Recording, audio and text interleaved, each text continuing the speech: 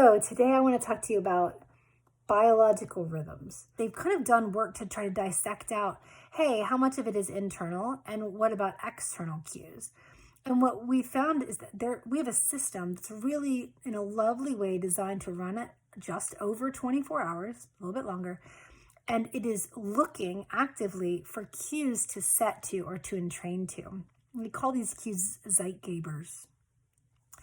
Anyway, the Zeitgeber can be anything. It can be your alarm clock. It can be light coming in the morning at a certain time. It can be a class that you attend every day. It can be a puff of air in your face.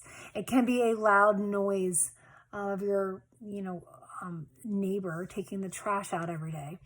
These things basically entrain us to be closer to the actual 24-hour cycle. That's a pretty cool thing, I thought, especially thinking about kids and how they get to sleep. And kind of thinking about the way that our bodies work, it's cool to see that there is a place called the suprachiasmatic nucleus, and it sits like right on top of where the eye input comes in. So your eye input comes back in and it kind of crosses in the middle and then goes to the back of the brain. And what's interesting about the suprachiasmatic nucleus is it sits right there on top of where the eye input comes in, and some of the input from the eye goes directly to the suprachiasmatic nucleus. And what it does there is it basically gives specific information from these certain cells in your retinas that tell you basically, is light present or is light not present? And it then that information goes to the suprachiasmatic nucleus, which then sends a direct link to your pineal gland.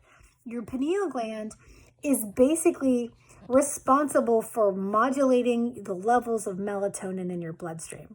And so thinking about this clock, we have a clock that is relatively constant, but it's also really entrained to light. So light's important. So when the melatonin gets dumped into our bloodstream, it travels to all of our cells. And why that's really important is that all of our cells have a little internal clock. And this internal clock is actually genetically regulated. So there's genes that make proteins that are called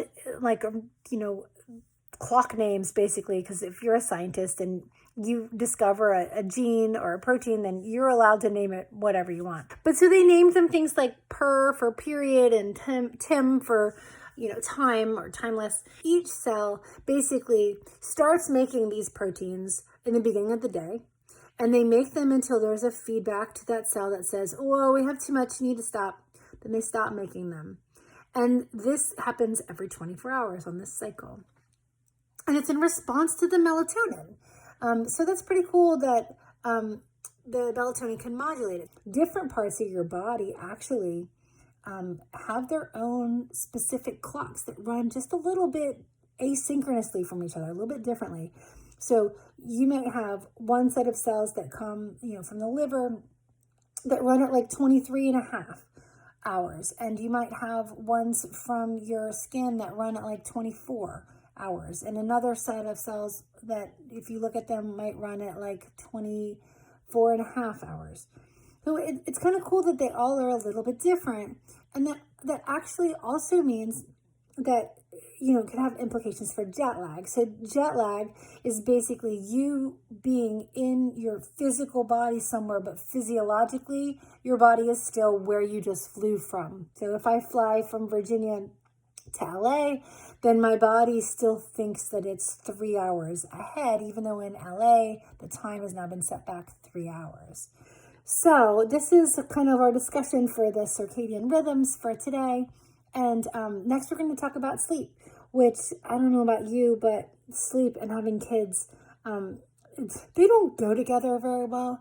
And also, I really was surprised at the way that sleep happened with kids. I had thought that it would be different. So we'll talk about that next time. Thanks for watching.